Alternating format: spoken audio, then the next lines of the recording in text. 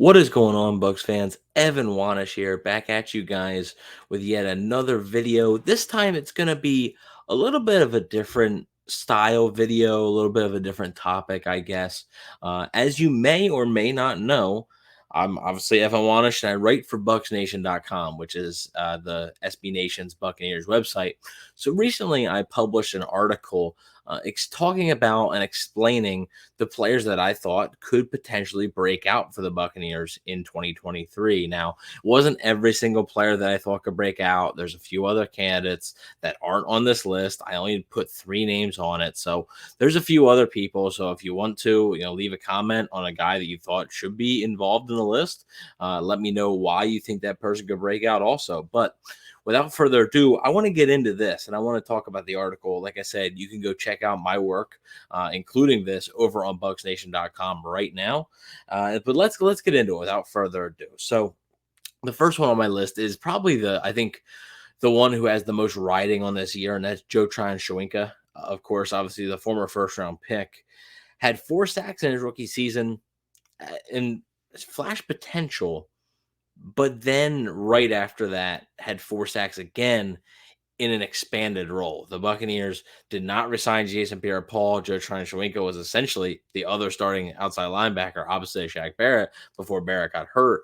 And Tryon-Shoyinka would get some pressure sometimes. It's just the quarterbacks would really evade him. So he needs to work on his tackling. But it was disappointing for him to only end up with 4 sacks. So now entering year 3 for Joe Tryon-Shoyinka, it's a critical year. And I think pass rushers sometimes can take a little bit of time to develop into what you want them to be, especially ones that aren't exactly top 10, top 15 picks. But you're still a first round pick. You're selected in the first round for a reason. I did note in my article, I believe, that he didn't play. He did not play in. Actually, I didn't notice it in my article, but I'm going to note it here. So you get some a little bit of extra thoughts and opinions here. He didn't play football in 2020. So his 2021 season, his rookie season in the NFL, was kind of maybe like a redshirt year, kind of. And I think that 2022, with him being a starter, could he have done better? Yes. However, I still think you can't call him a bust just yet. However, this is a huge critical year for Joe Tryon-Shoyinka. He needs to come out and pretty much double his sack totals, I think. I think he should be getting 8 sacks, 8 to 9 sacks a year. I never projected him pre-draft as a guy that was going to get 10, 11, 12, 13 sacks a year. I just didn't think he was that type of player, but I thought he could get 8 sacks a year, no problem. So I think that's something that Joe Tryon-Shoyinka, or JTS, as people like to call him, is going to have to work on. And it's a critical year for him. So he's a player that could break out. Another player is Rachaad White. Now, obviously, Rachaad White, some may say, oh, he already broke out. He had a good rookie year, not a great rookie year. And I think now what you're seeing, just like Joe Tryon-Shoyinka in 2022, Rachaad White now is going to have an even bigger role in this offense than he did last year. So Joe Tryon-Shoyinka had Jason Pierre-Paul there his rookie season. Jason Pierre-Paul was no longer there. Joe Tryon-Shoyinka stepped into the starter's role.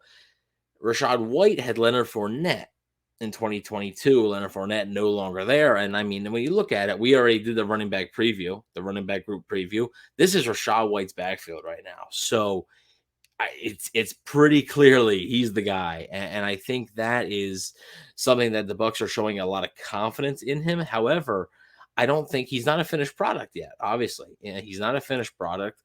It was surprising to me when I was researching for this article that the Buccaneers' last 1,000-yard rusher was Doug Martin back in 2015. That's 8 years, folks.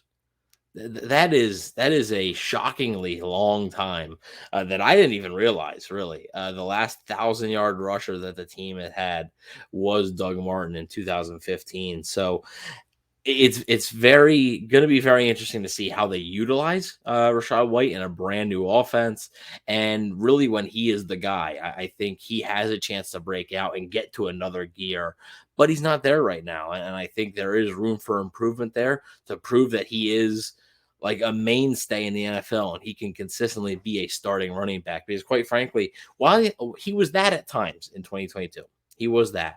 However, it's much easier to be that when you're also sharing snaps with another veteran.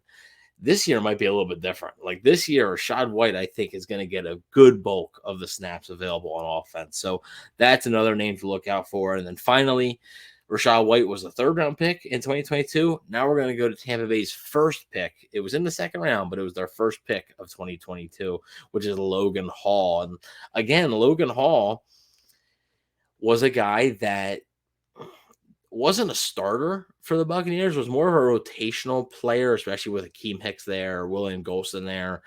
Was a rotational player, and he flashed at times. However, there was also times where he's pretty quiet, and that's not what you want to see out of a guy who, while I think he was not a finished product coming out of Houston, but you'd still like to see a little bit more productivity there, a little bit more pop out of that position there. And when you're drafting a guy, I mean, he was a second round pick, but he was the first pick of the second round. So I think a guy like Logan Hall really can prove a lot of people right or wrong this season. His believers, they can prove him right, and he can prove his doubters wrong. Because I know there's a lot of Bucs fans that are worried about guys like Joe Tryon-Shoyinka and Logan Hall. So I think Logan Hall has the ability, and again, we talk about the opportunity. I mentioned Akeem Hicks and William Golston. Neither one of those guys are there anymore. Like Akeem Hicks and William Golston are still free agents. Raheem Nunez-Roches is also not there.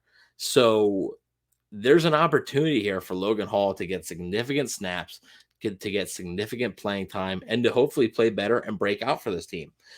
If these guys break out here, the Bucs could be in for a great future. But it also helps their present as well. It helps their present team because these are three players that are going to be playing some pivotal roles for the team in the future. So let me know what you guys think about these breakout players. Let me know if you think any other player could potentially break out. Like I said, I know it's not the only players. I only wanted to pick three for the article. Like I said, you can check out my articles, this one included, as well as all my other articles over at BucsNation.com right now. So with that being said, thank you all for watching. Please don't forget to like, share, and subscribe, and talk soon.